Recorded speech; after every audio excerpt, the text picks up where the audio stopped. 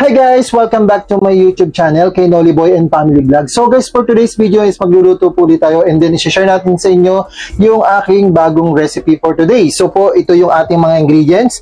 Meron tayong meatloaf, isang lata lang po yan.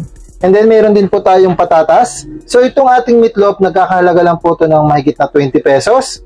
Then ito, 20 pesos din. 20, 10 pesos.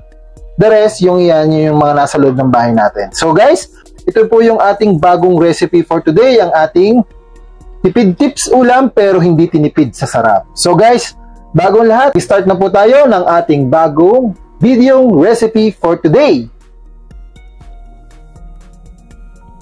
So yun guys, painitin muna natin yung ating cooking pan. Ayan, medyo mainit na. Lagyan na po natin ng konting cooking oil. Mag-start na po tayo magluto.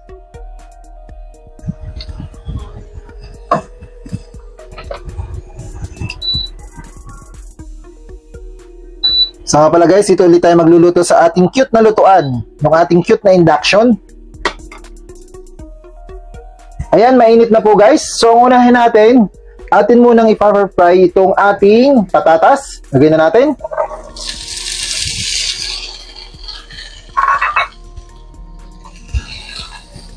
Yan, mix lang natin ganito para mag-golden brown.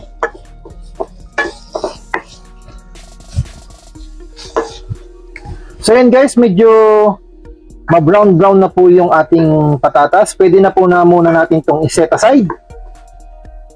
Ayan, iset aside lang po muna natin itong ating mga patatas. So guys, ang next natin ipa-fry itong ating meatloaf. Ilagay na po natin dito sa ating pan. Ayan. Haluin lang natin para magpantay yung luto.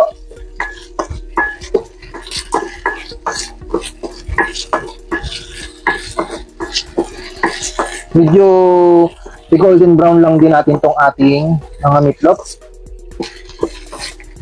Itong ating meatloaf, isang maliit lang po ito na lata. Yan. Tapos yung ating naunang patatas, 4 na piraso po yun. Ganito lang po natin itong ating meatloaf.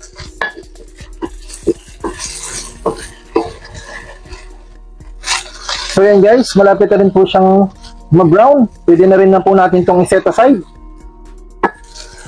Set aside muna po natin itong ating mga meatloaf. Next naman guys, yung ating chicharo. Yan.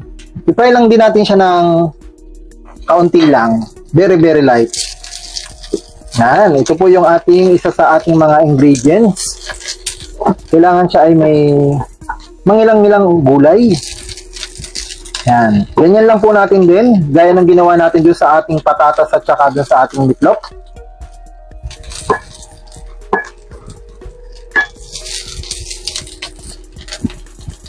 So yan guys, pwede na rin natin itong i-set aside para mag-proceed na tayo sa ating susunod na gagawin. Set aside muna natin to at medyo brown na po siya. So yun guys, ituloy-tuloy na natin. Ilagay na natin yung ating onion. Yan muna po ang una nating igigisa. Hindi na po natin dinagdagan ng cooking oil kasi dito na natin idiniretso doon sa ating pinag-fry ng ating meatloaf and then yung ating patatas. Yan, konting cooking oil lang po yung ating magamit dyan.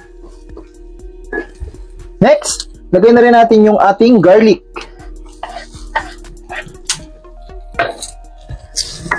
Bango niya guys.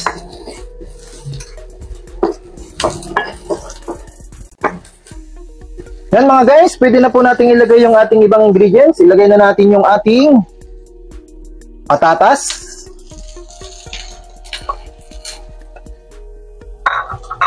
Then i-mix lang natin dito sa ating onion and garlic.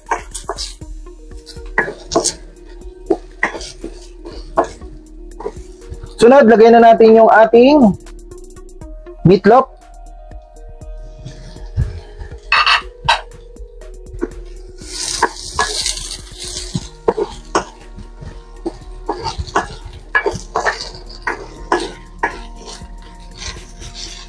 Yan.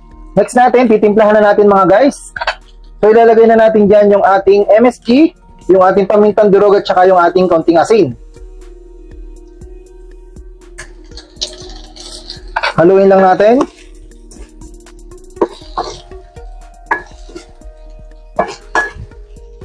Next, lalagay na natin dyan yung ating 2 tablespoon of ketchup.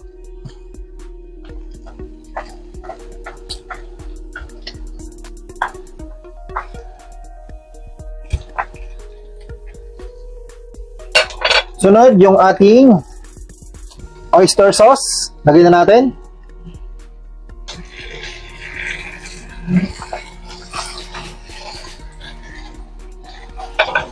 Then, i-mix lang natin.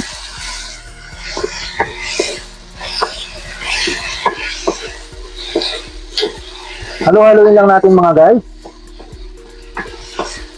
Bango-bango niya po.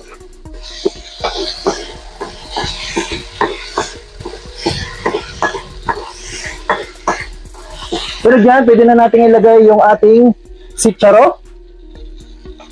Yan.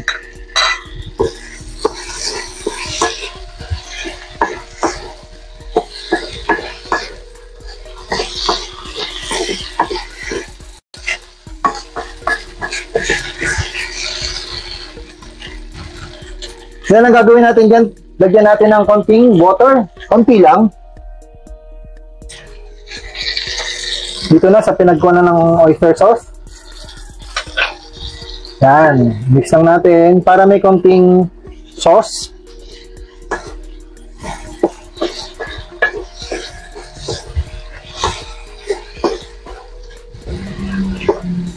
Ayan mga guys, malapit na pong maluto itong ating bagong recipe for today.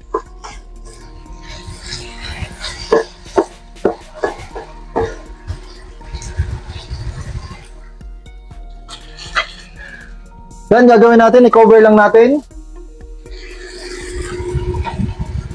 Ay, maliit pala yung pantakip. Palitan natin.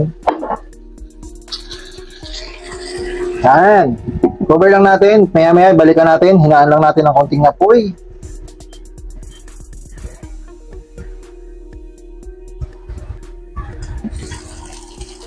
So, yun na guys.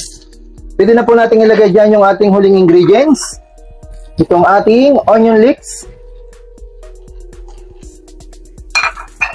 Then i-mix lang natin.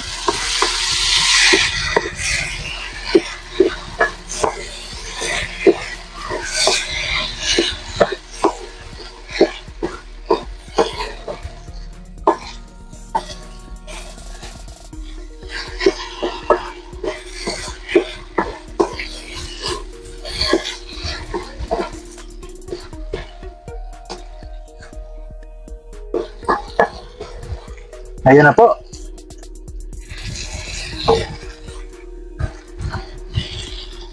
Yan, i-cover lang ulit natin.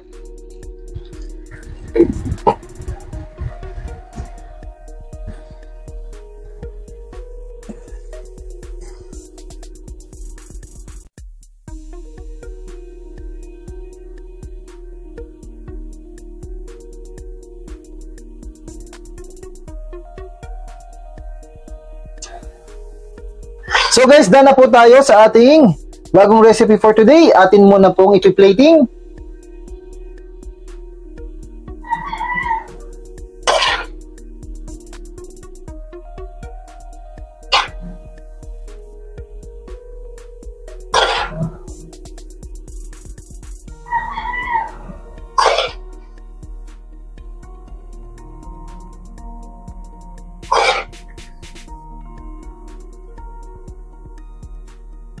So guys, lagyan lang natin ng konting sesame seed sa ibabaw.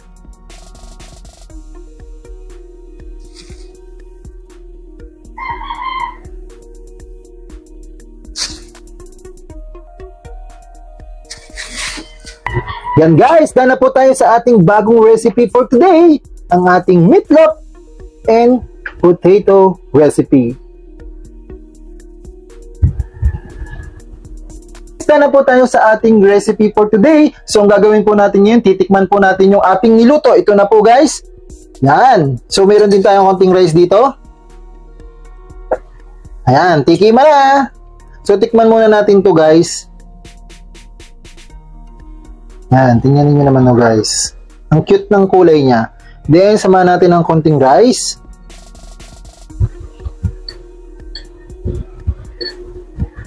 Tikman natin.